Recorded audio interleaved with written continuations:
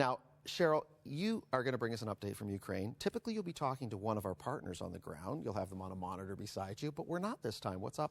Yeah, so it's really for his own protection. They take in refugees, and so we just don't want to make them a target. We want to make sure he's protected. But we've been doing an orphanage ministry with them since 2007.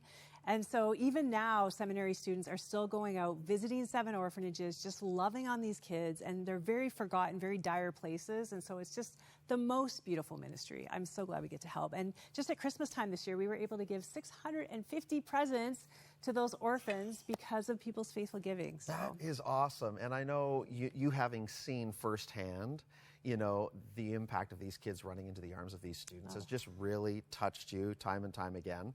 But we're not just doing those visits, but we're giving practically as well, where there's need. Yeah, and one of the cool ways we've been able to give since the war, like you understand, a lot of these kids are spending time in bomb shelters. They're going to school there. They're staying there for safety. So we've been able to help with things like ventilation, drainage, lighting, tiles, things like that. And we've also repaired gas heaters. We bought an oven. We've made repairs, washrooms, windows, doors, all kinds of things. But it's really all about giving those kids a safe place to be and dignity.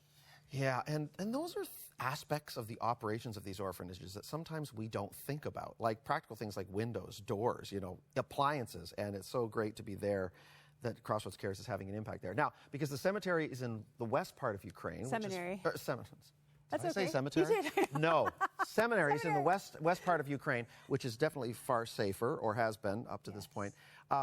It's become a refuge for fleeing Ukrainians, right? Yeah, they've taken in more than 6,000 refugees since the war started. We've helped them repair some of the damage that helps people going through. And there's still 50 people there with nowhere to go. And even recently, a bomb fell nearby, blew out a bunch of the windows. Because people have been just faithfully giving, we were able to respond right away and send them the funds in the dead of winter to make sure the students and refugees were safe and put up those windows. And so helping in so many ways, even doing outreach to people that are there in that town, the western part of Ukraine, handing out food, supplies to 200 to 500 people who are struggling to get by, people like Valentina.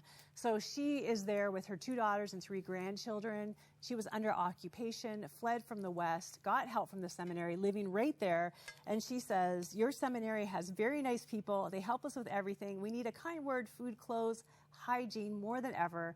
We're so grateful for everything. And then Hannah, she had a beautiful home at a summer house. It was destroyed. She was living in the basement. Her house was hit by a missile. And so now she's receiving help as well. So those are just some of the people that you're helping. And it's one of the reasons we come to you to say, please keep giving. The rest of the world has moved on from Ukraine. But as people of faith, we want to stand with them. And people are giving their hearts to God in record number because of the love they're seeing. So would you help us right now? That number is 1-800-265-3100. You can also give online at crossroads.ca/Ukraine. Any gift you can give is going to make a difference right on the ground for people who are fleeing bombs in Ukraine.